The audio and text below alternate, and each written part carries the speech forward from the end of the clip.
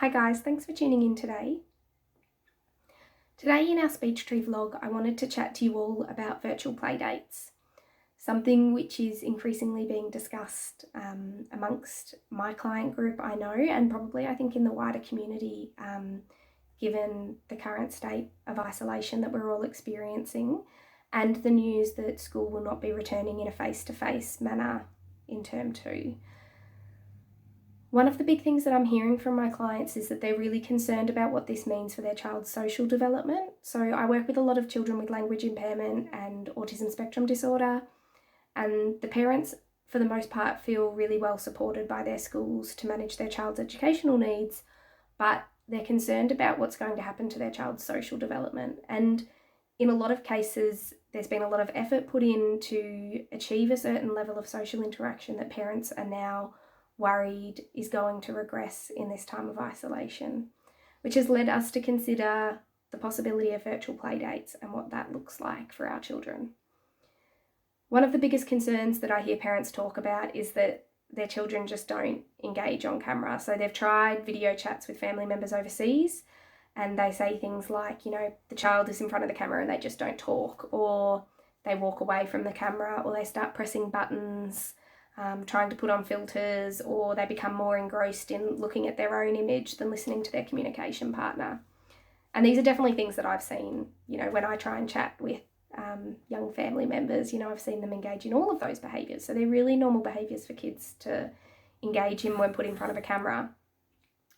But obviously they're not behaviours that are going to be ideal when trying to engage in a video play date. But what I noticed is that parents had these same concerns about video telehealth. And what I found is that when I was engaging even very young clients, they didn't actually engage in any of these behaviours in our sessions. And I realised that what that was because of was the fact that we had an activity set up, we had something that we were doing. So we weren't just awkwardly sitting there looking at a camera, looking at images of ourselves and each other. We were actually more engrossed in a task, and whilst doing that task, we were engaging with each other. So I wanted to give parents some tips on how they can run a successful virtual play date or facilitate a successful virtual play date for their children, so that we're establishing those connections for when, life does go back to normal and we're seeing all these people again face to face, when we stop social distancing, that we haven't actually lost touch with people. So I've come up with a couple of ideas that will hopefully mean that we're not relying so heavily on language and being able to have a conversation. So I wanted to give you some of those ideas now. So probably one of the most simple ideas is to organise with the other child's parent that the kids have the same toys or similar toys when you do a video call. So a really simple example is something like Lego. So setting up that both children have Lego, and you can pre-prepare a number of challenges. So let's use 5 minutes and build a Lego house, and at the end we'll tell each other about our Lego houses, and we'll see who can build the best Lego house, or who can build the Lego house with the most windows, or maybe we could build mythical creatures, or we can try and make our name out of Lego bricks, And while the kids are building, hopefully that ability to talk comes a little bit more from actually being engaged in the same activity and having the same props. Similarly, you can do something like a fashion show. Like, I know heaps of kids that would love to be dressing up in all sorts of costumes and modelling them for the camera for their friends.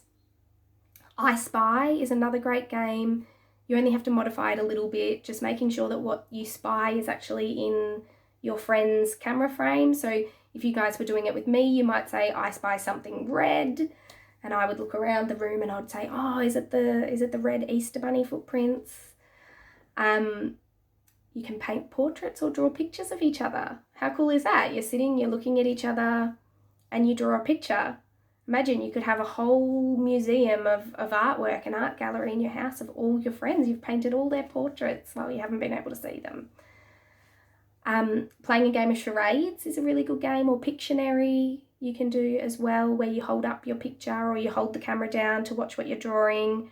Charades, one parent has a list of or a couple of cards with drawings of what the kids are going to be, hold it up and show, and then the kids take turn acting it out and guessing. Or even something as simple as you know, if you're using a platform like Zoom, like we've been using for telehealth, you can actually share your computer screen with the person that you're on a video chat with. So you can actually go on YouTube and look up Pixar short animations, and you can have the kids watch a short movie together. And, you know, the connection that comes from actually experiencing the same media at the same time, laughing at the same points, being shocked at the same points, you know, that's really going to establish that connection, and it gives them something to talk about. So it doesn't matter whether you're using Zoom, whether you're using FaceTime, WhatsApp video call, house party, as long as the kids actually have something there to talk about.